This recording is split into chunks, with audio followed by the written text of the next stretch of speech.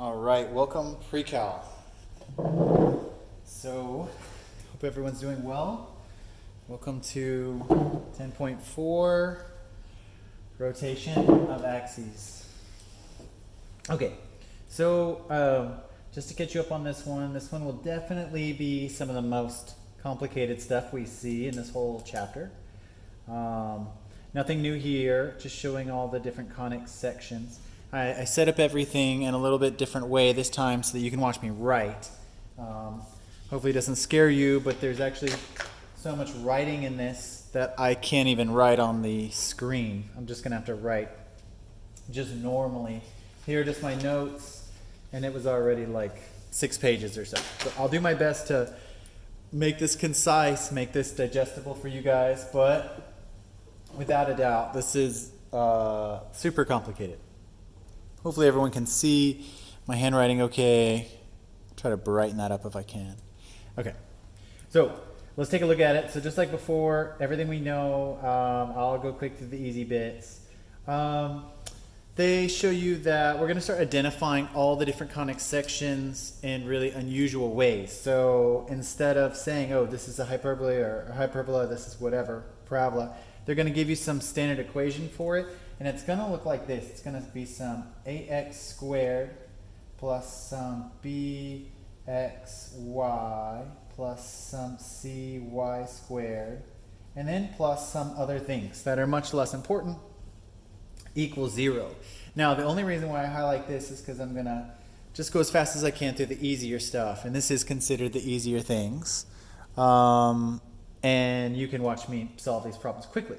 So notice that for an ellipse, you need to obviously have a x squared term and a y squared term, and you need the coefficients to be different in front of them, right? They can't be the same thing. For the circle, x squared term, y squared term, and they need to be the same coefficient. Pretty easy. Different coefficients, xy terms, and you need to have subtraction for hyperbolas. Parabolas, okay, notice you'll have one of two things. You'll have either a y squared and no x squared, or you'll have an x squared and no y squared. Now, I said that fast. You'll understand it later in just a second when we look at them.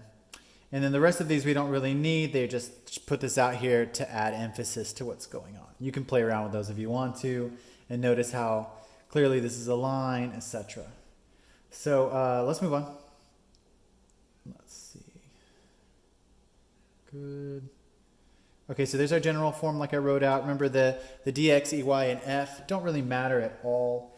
And this is how you figure out the different shapes. Again, we're just looking for ellipses, circles, hyperbolas, and parabolas, right? Parabola being the easiest one to figure out. Ellipses, circles, and hyperbolas all look very similar, so they're going to be the most complicated ones to sort out. Helps a little bit. It did not. Okay, so we'll just play around with this in action. Let's see. Okay, cool. So let's look at A really fast. And I can just point to these since we have, we can go a little bit faster on these.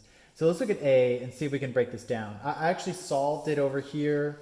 You can kind of look at that if you want to. But the take home from this one is that we have an x squared term, we have a y squared term, we have an x and a y term, and we have whatever, some constant. So we look at these front terms and we ask ourselves, okay, we have an x squared and y squared term. It has to be one of, it has to be probably an ellipse or hyperbola here. We see some subtraction in here, which is really good. So the big way to separate these is to look at the x squared term and the y squared term. Do they have the same signs, or do they have different signs? So they have different signs, so that leads us towards a hyperbola. And what else do we need to know about this? We have different sides. This is it. This is a good guess. So if I looked at this right off the bat, I would say this is most probably going to be a hyperbola because the x squared term and the y squared term have different signs. They have opposing signs, and they have different coefficients. So if they had the same coefficient, it might be, if they had the same coefficient and they have the same sign, it might be a circle. But the subtraction is a dead giveaway here for a hyperbola. Okay, B. So B has the y squared term, but no x squared term. So remember that when I was saying that's the easiest way to identify a parabola. So notice we have a y squared, but no x squared. So we're kind of done with this problem. That's most certainly a parabola. All right, good. They kind of do different ways of explaining this, but it's the exact same thing. We get to the exact same result. Okay, letter C. We have an x squared term, a y squared term, and a bunch of extra.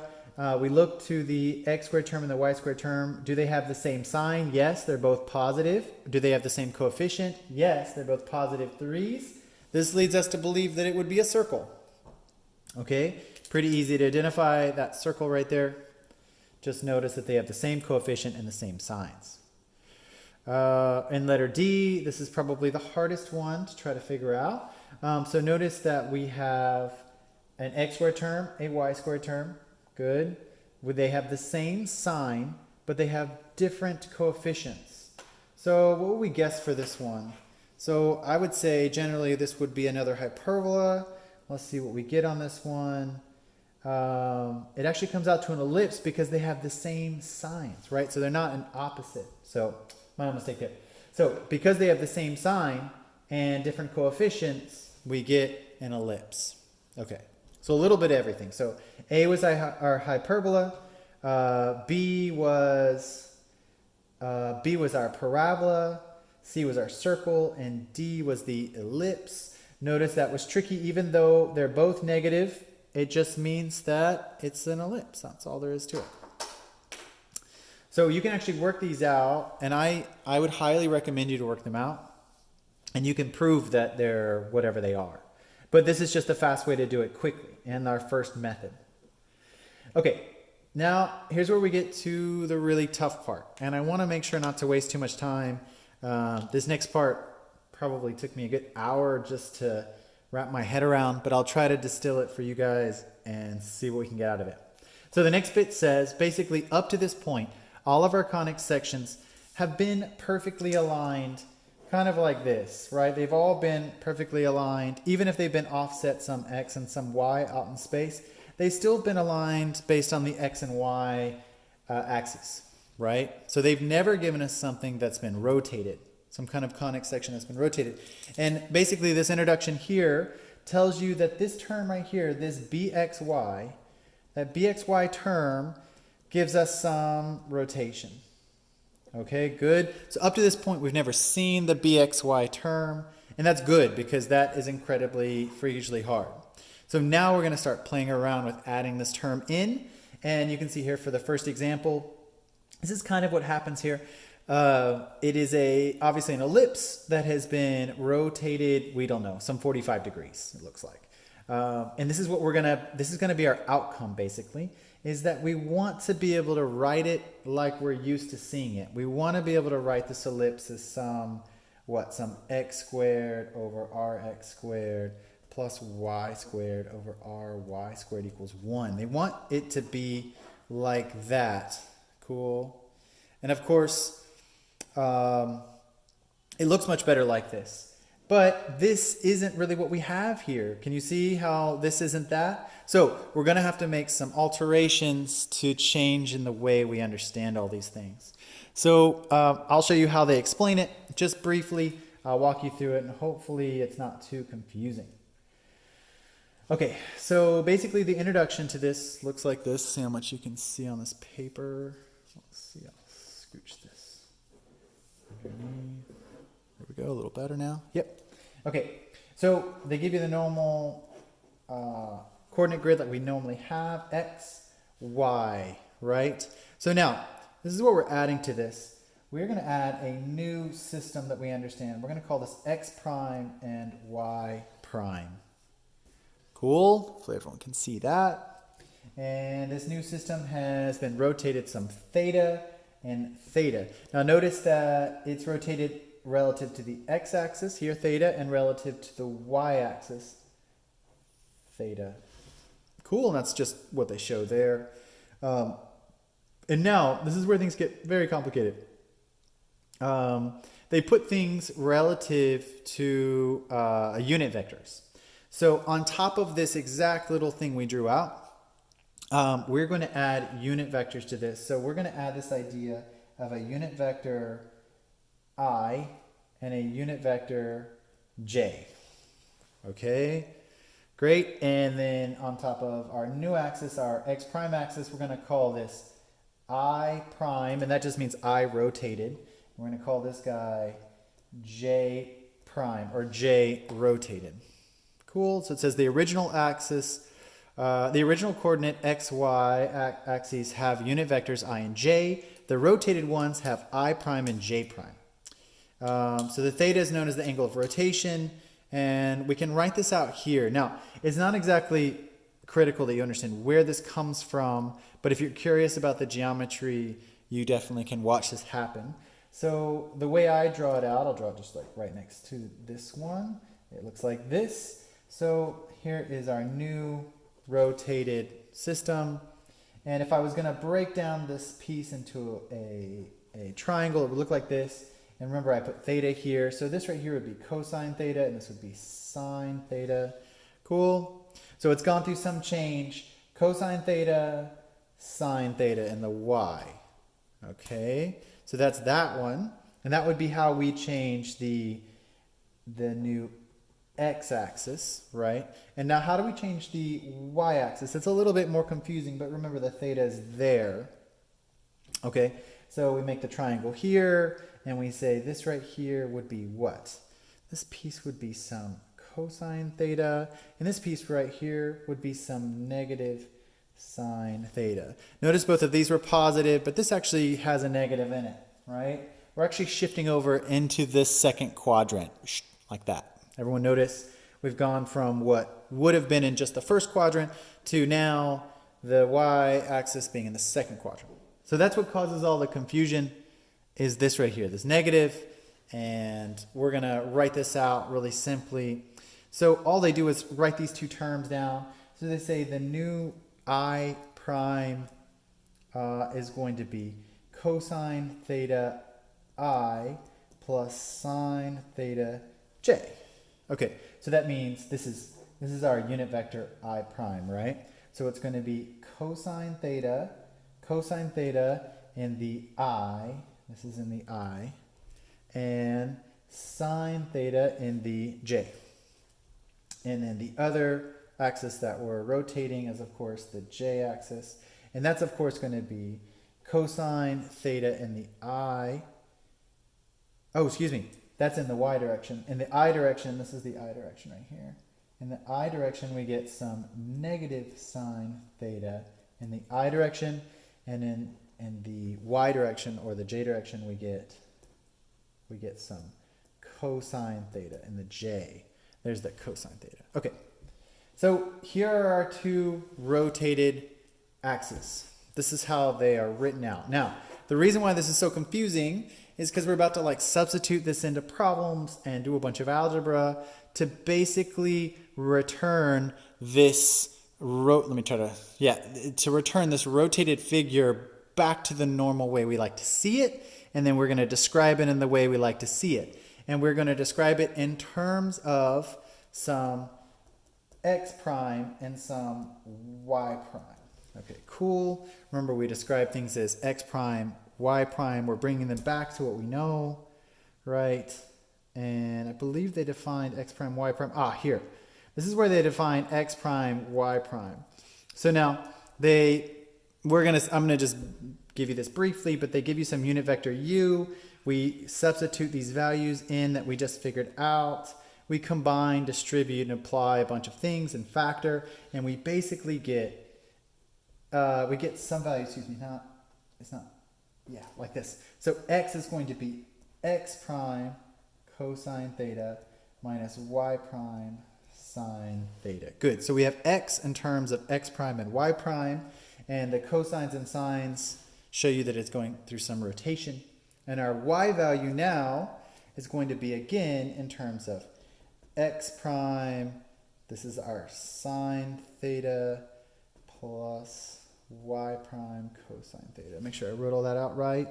Good. That, this, that. Okay, good. Now we have the original Cartesian coordinates that we're used to, but written in terms of these rotated axes.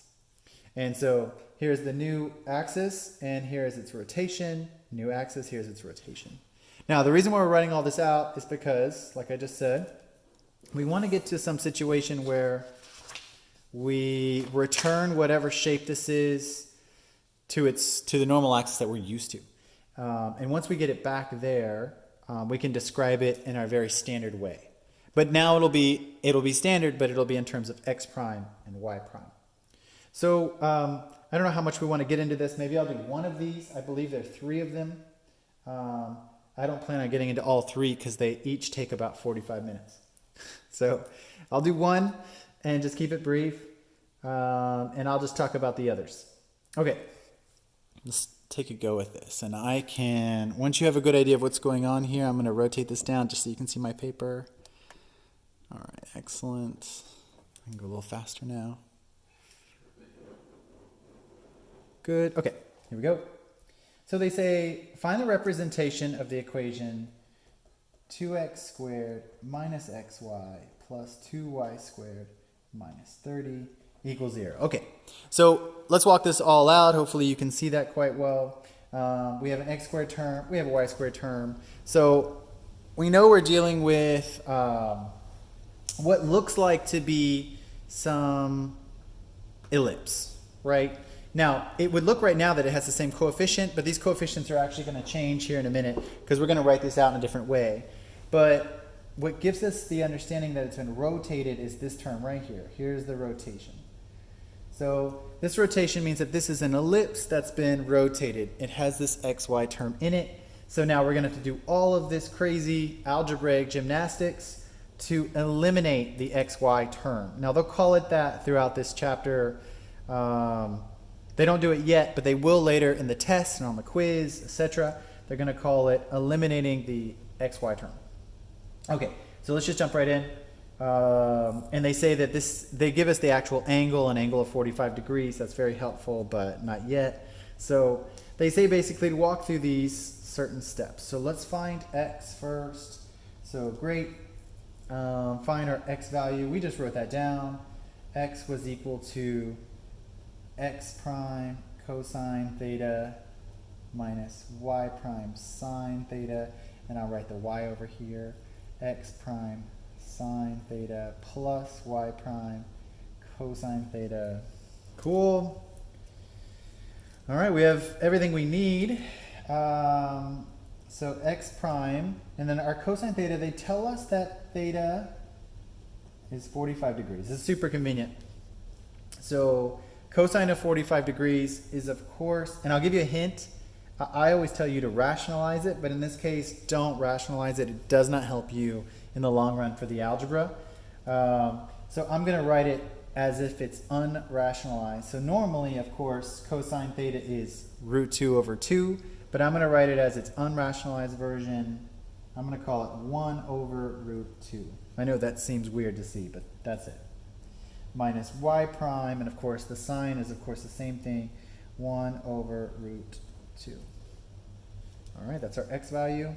Our y value, very similar, x prime sine of 1 over root 2 plus y prime is 1 over root 2. All right, beautiful, right? We have our x and our y. You can see them here. This is what they look like. They just combined them, no big deal. All they did was just say, oh, this is going to be what? X prime minus y prime over root 2, and this is going to be x prime plus y prime over root 2. Okay, great. So there are 2 terms there that we figured out, our x and our y. So now we're going to all this effort because we're about to substitute this x and this y, this crazy modified version, the rotated version, back into the equation at the very top. So we're about to go back into this craziness with our new rotated x and y term. Now, this new rotated x and y term algebraically will eliminate the negative xy term in the equation. That's the goal, is to make it go away.